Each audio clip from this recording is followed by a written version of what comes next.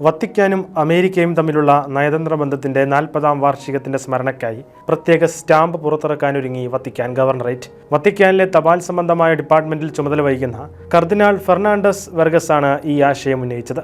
September 16 നടക്കുന്ന സ്റ്റാമ്പിന്റെ ഔദ്യോഗിക പ്രകാശനത്തിൽ അമേരിക്കയുടെ ഹോളി സീയിലേക്കുള്ള എംബസിയുടെ ചുമതല വഹിക്കുന്ന ലോറ ഹൊച്ചലയും പങ്കെടുക്കും.